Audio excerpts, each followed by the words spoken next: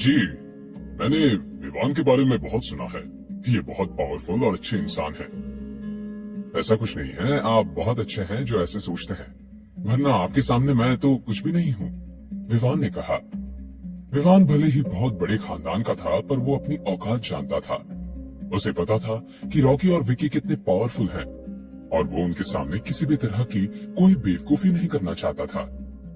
Rocky और विकी में कुछ तो खास था, जो सब उन दोनों की बहुत इज्जत करते थे। एक पल गुंडे बन जाते थे और दूसरे ही पल सबसे शराफत से पेश आते थे। उनके जैसा शायद ही पूरे शिमला में कोई था। उन दोनों को एक साथ हैंडल करना नामुमकिन के आसपास था। सिर्फ आहान ही था जो उन दोनों को साथ में हैंडल कर सकता था, और बदले में वो दोनों भी आहान की पूरी इज्जत करते थे। अब जब आहान को पता चल गया था कि तीनों एक दूसरे को जानते थे, तब उसने उनका इंट्रोडक्शन नहीं करवाया। अब वो सीधा अपनी बात पे आया। शिमला में ऐसे कौन है जिनसे हमें खतरा हो सकता है? शिमला शहर बहुत ज्यादा बड़ा नहीं था, पर वहाँ की अंडरवर्ल्ड दुनिया बहुत स्ट्रॉन्ग थी। रॉकी और विकी ईस्ट और वेस्ट संभालते थे और वहाँ के राजा थे। दूसरे पावरफुल लोग जो नॉर्थ और साउथ के राजा थे। आहान का ये सवाल पूछने के दो कारण थे। पहला ये कि वो रायजादा परिवार को रोकना चाहता था, और दूसरा कारण शनाया थी। एक दिन शायद मुझे शिमला से जाना पड़ेगा, तब शनाया का क्या होगा? उसके और गिल फैमिली के बीच के रिश्ते ठीक नहीं है, इसलिए मैं चाहता हूँ कि शनाया को किसी से खतरा हो सकता है, उसे पता होना चाहिए। आहान चाहता था कि उसकी गैर मौजूदगी में रॉकी और विकी ही शनाया को संभाले। आहान की ये बात सुनकर दोनों एक दूसरे को देखने लगे। तीनों जानते थे कि आहान क्या करना चाहता था। यंग मास्टर, शिमला बहुत बड़ा नहीं है, पर यहाँ की अंडरवर्ल्ड दुनिया बहुत कॉम्प्लिकेटेड है।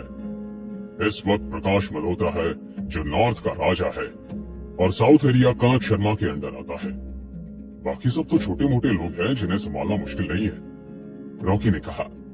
और हाँ, इस वक्त सब लोग कोहली परिवार को सबसे ज्यादा पावरफुल मानते हैं, विकी ने नई जानकारी दी।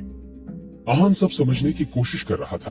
इतने में विवान ने कहा, यंग मास्टर, प्रकाश हमारे परिवार का हिस्सा है। ये बात सुनकर सब हैरान हो गए। प्रकाश नॉर्थ जोन का राजा था। आहान को बिल्कुल उम्मीद नहीं थी कि वो अग्रवाल परिवार का हिस्सा होगा। वहीं विकी और रॉकी सोच रहे थे कि जितना उन्होंने सोचा था, अग्रवाल परिवार उससे ज्यादा बड़ा है। पर इस बात से कोई फर्क नहीं पड़ता था। जो अग्रवाल परिवार से थे, वो आहान के परिवार से भी थे। तो इसका मतलब ये था कि अब नॉर्थ, ईस्ट और वेस्ट से उन्हें कोई खतरा नहीं था। पर साउथ एरिया के बारे में अभी भी कुछ खास जानकारी नहीं थी। अच्छा, तो अब कनक के बारे में बताओ। यंग मास्टर, कनक कोई साधारण आदमी नहीं है, वो बहुत ज्यादा कॉम्प्लिकेटेड और पावरफुल है, रॉकी ने बहुत सीरियस आवाज में कहा। अच्छा, ऐसा क्या है कनक में, बताओ मुझे। आहान के सिर पर शिकन आ गए। यंग मास्टर, आपने अमरनाथ शर्मा के बारे में सुना है? रॉकी ने आहान से सवाल किया। आहान को शिमला आए 3 साल ही हुए थे। वो यहाँ के लोगों के बारे में ज्यादा नहीं जानता था।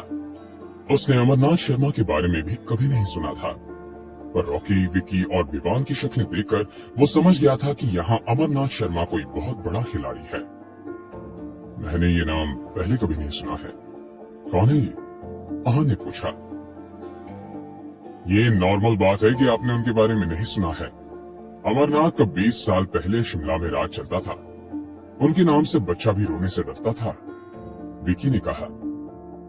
अगर आपको जानना है कि अमरनाथ शर्मा आखिर कौन है, तो आपको शिमला के अंडरवर्ल्ड के बारे में शुरू से जानना होगा। ये बात रॉकी ने बोली थी।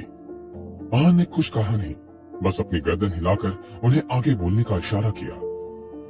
शिमला में मार्शल आर्ट और अंडरवर्ल्ड का हमेशा से जोर रहा है, पर फिर भी यहाँ चीजें बदलती रही है। बहुत लोग हैं जो यहाँ लड़ाई में अपनी जान गंवा देते हैं। इतना ही नहीं, आसपास के शहर यहाँ की ताकत से भी डरते हैं, पर फिर भी यहाँ एक तरह की यूनिटी हमेशा रही है, रॉकी ने कहा। रॉकी की बात को आगे बढ़ाते हुए विकी ने कहा, पर ये सब 20 साल पहले अमरनाथ जी के आने के बाद बदल गया था। 1 साल में उन्होंने वेस्ट से नॉर्थ और साउथ से ईस्ट सारा शिमला जीत लिया। सबको एक साथ हैंडल करने के लिए वो अकेले काफी थे। एक तरह से वो यहाँ के कर्ता धर्ता और शहंशाह बन गए थे। सब लोग उनकी इज्जत करने लगे थे और डरते भी थे। उनके जैसा ताकतवर आदमी पहले कभी शिमला में नहीं आया था। रॉकी ने कहा, क्या ये अमरनाथ शर्मा फाइटर थे? आहन ने पूछा। 20 साल पहले हथियार मिलना मुश्किल था। ये तो आज का वक्त था जहां सब एक फोन पे हो जाता था। अगर अमरनाथ इस तरह सब अपने काबू में कर सकता था तो वो जरूर मार्शल आर्ट फाइटर ही होगा। इतना ही नहीं, वो मार्शल आर्ट एक्सपर्ट भी हो सकता है। हाँ यंग मास्टर, वो एक बहुत ही मंझे हुए फाइटर थे, विवान ने कहा। विकी जानता था कि आहन भी मार्शल आर्ट फाइटर है, पर वो किस तरह का फाइटर है ये वो नहीं जानता था। यंग मास्टर, मैंने अपने दादाजी से अमरनाथ जी के बारे में बहुत सुना है। अगर वो नहीं आए होते तो आज हमारा शहर लड़ाई झगड़ों से बहुत दूर होता। उनके आने से पहले यहाँ पर बहुत शांति और भाईचारा था, पर अमरनाथ जी के आने के बाद सब बदल गया, रॉकी ने कहा। और फिर एक कहां भरी, ऐसा भी बोला जाता है कि अमरनाथ जी की वजह से ही शहर में उन्नति कम हुई है, विकी ने कहा। वो क्यों? आहन ने पूछा। जब वो अपनी जगह के लिए लड़ते थे तब उनकी एक आदत थी, विकी ने कहा। क्या आदत? आहन ने क्यूरियस होते हुए पूछा। तीनों ने एक दूसरे की तरफ देखा और फिर विवान ने कहा, वो जिससे भी लड़ते थे उनके पूरे परिवार को मार देते थे। उन्होंने कभी किसी पर रहम नहीं किया। वो परिवार का परिवार खत्म कर देते थे। ये सब बताते बताते और आखिरी बात सुनने के बाद रॉकी का मन भी भारी हो गया।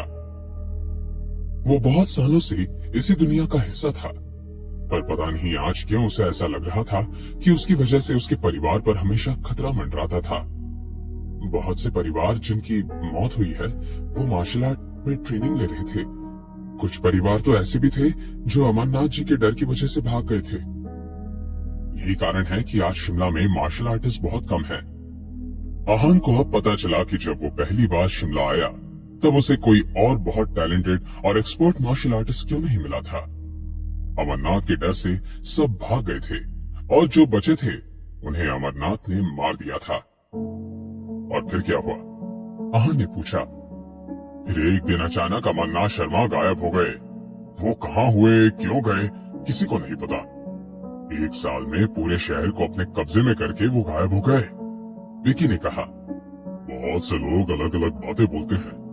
कुछ लोग कहते हैं कि शायद उनकी मौत होगी, तो कुछ कहते हैं वो दूसरे शहरों को अपने अंडर लेने की कोशिश कर रहे हैं। पर सच क्या है किसी को नहीं पता, रॉकी ने कहा।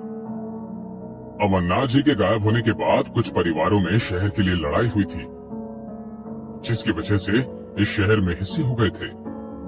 मेरे पिताजी और मैं भी इसमें शामिल थे, विकी ने कहा। उस वक्त अगर अमरनाथ सब छोड़कर नहीं गया होता तो आज विकी और रॉकी यहाँ नहीं होते। तो फिर अमरनाथ के गायब होने के बाद शर्मा परिवार को कनक ने संभाला, आहन ने पूछा।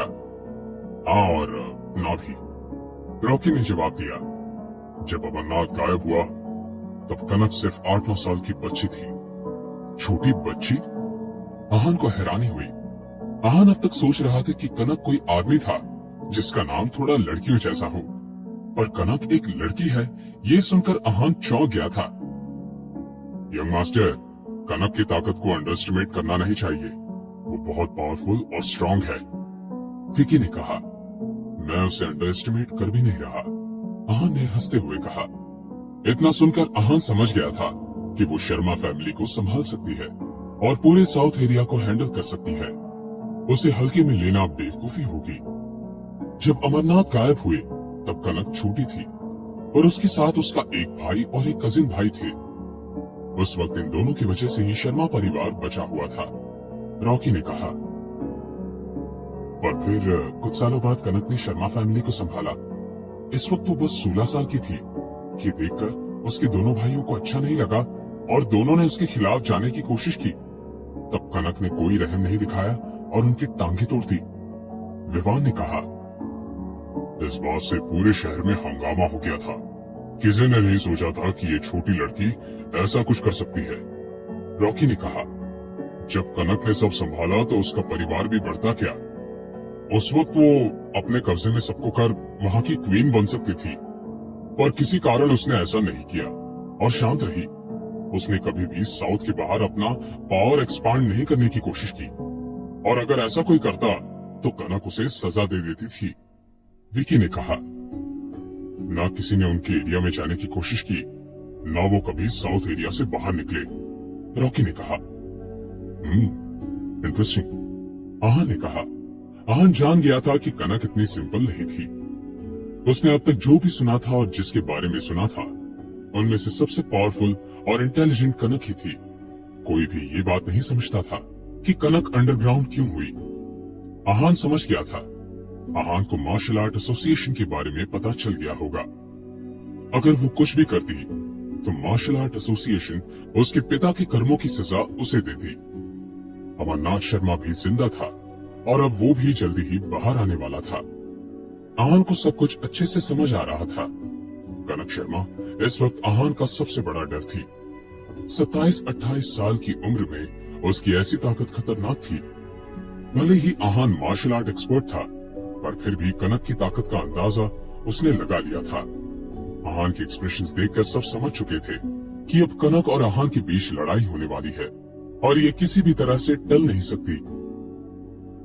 यंग मास्टर, वैसे तो अब कनक के हाथ में ज्यादा पावर नहीं है अपनी सिक्योरिटी बढ़ाने के लिए, और हाँ, जब उसने अपने भाइयों के पैर तोड़े थे, उसके भाई उसके खिलाफ हो गए थे।